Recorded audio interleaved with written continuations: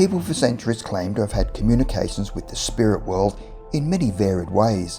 But what if the spirit world wants to get in contact with you, where they are aware that you have a gift that allows them to communicate with you? Some of these gifted people were able to paint by channeling dead artists. Others were able to heal by channeling deceased doctors. Rosemary Brown was able to channel deceased composers who were able to communicate with her. From childhood, she was accustomed to seeing the spirits of dead people, and one morning, when she was only 7 years old, she awoke to see the spirit of a famous dead composer. And the following story is what happened after the visitation.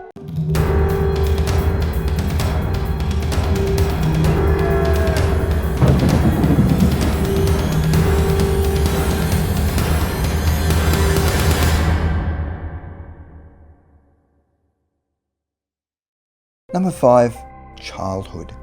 Rosemary Brown was born in London, England in 1916, and from as far back as she can remember was accustomed to seeing the spirits of the dead. She thought it was normal and had no idea at such a young age that it was a special gift.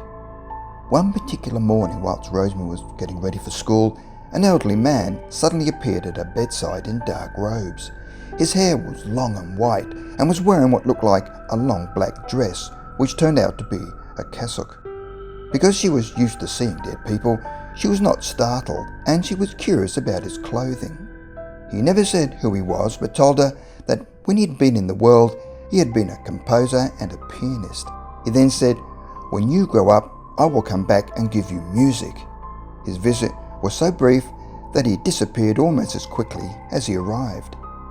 She never told anyone about this unusual experience, but it was very vivid, and she never forgot him or what he said.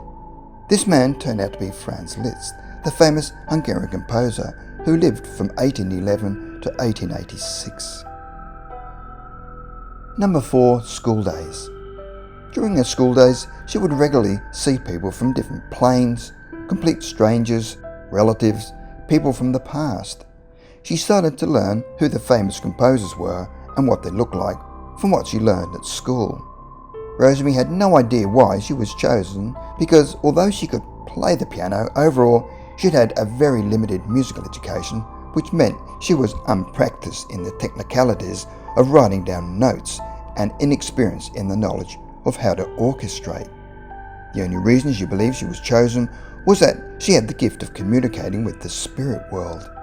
By the time LISZT had paid her a visit, she had already realised that not everybody saw or heard as she did, so she kept very quiet about her spiritual visitations.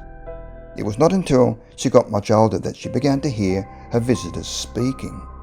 What she did not realise at the time was that during her formative years and throughout her marriage, LISZT had been observing all the time, waiting in the background and giving her spiritual guidance, which helped her in difficult periods.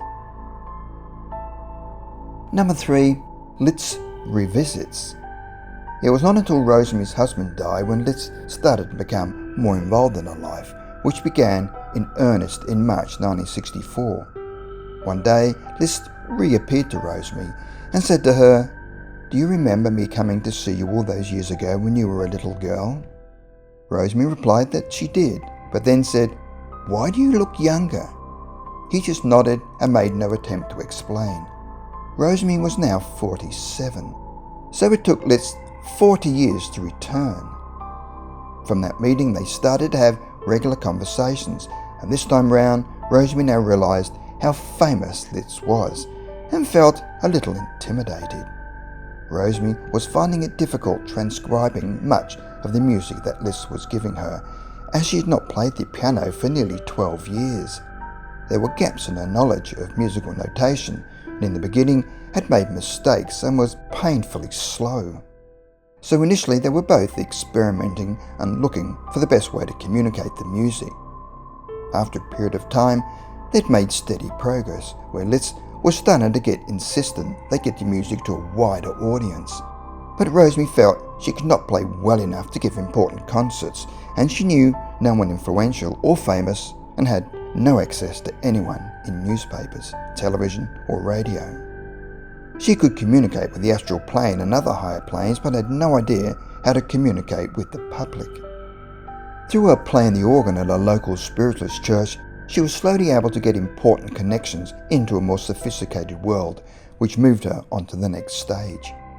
LISZT also became the organizer and leader of other famous composers, including Chopin, Schubert, Beethoven, Bach, Brahms, Schumann, Debussy, Grieg, Berlioz, Rachmaninoff, and Monteverdi, who would all pay Rosemary regular visits. Mozart would visit only 3 times. Up until this stage, it was just LISZT who was communicating his music, but by 1967, Chopin and Beethoven were also pushing her to get the music to a wider public. Beethoven even went as far to say that if there was no move towards spreading the knowledge, he said giving her his music was a waste of time. Number 2. Communicating with LISZT. Overall, it was LISZT who would eventually be the mastermind to getting the music to the whole world, and she now regarded him as a close friend, and their conversations would go beyond music to life and other important issues. Rosemary said that the spirit world can read your mind, so on occasions it was hard to hide your thoughts. As LISZT was now appearing as a younger man, with more fashionable clothing, she realised that the aging process only applies on Earth because in the spirit world there is no disease or decay. LISZT said that when you pass over, you initially stay in the state you were on Earth for a while, and it takes some adjustment and thinking before they can revert to their young, healthier selves. LISZT did have an interest in the modern world and wished that modern technology had been around when he was alive, as it would have greatly assisted him in his music. LISZT also claims that it was not easy to watch TV, as it requires an attunement with our dimensions. The spirit world needs a special kind of tuning to move about in our world and see it, just as we need a special kind of attunement to see into their world. The spirit world live on a different kind of consciousness to us. It is not possible to locate their space geographically, and they do not need ground to walk on, air to breathe, or food to eat, but they do have scenery with mountains, woods, rivers, trees, and flowers. Number 1. Spreading the music. Mary Firth was an English pianist who took some of Rosemary's Chopin music to Dr. Hans Gall, a musicologist in Edinburgh. However, she did not tell Hans Gall who the music came from. Mary Firth played some of the Chopin music, which Rosemary had transcribed, and he was extremely enthusiastic, saying that whoever wrote it had a complete understanding of Chopin. He said that whoever had written the music must have studied Chopin and played his music all of their life. All Rosemary had written came directly from Chopin and not from a lifetime of studying the composer. A recording contract was made with Philips Records with the music played by a professional pianist. A BBC Radio 3 broadcast followed in May 1970. In 1973, she received further support from concert pianist John Lill and composer Richard Rodney Bennett. In 1975, the composer Alan Hovhannes orchestrated the first part of a Beethoven symphony using Rosemary Brown's piano score.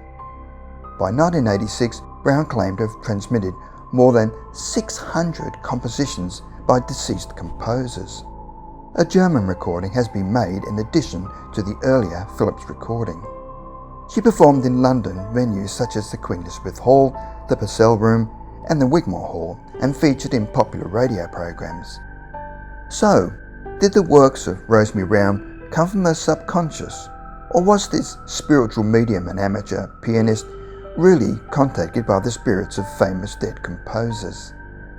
In 1971, Rosemary Brown wrote a book about her experience called Unfinished Symphony and died in 2001, aged 85.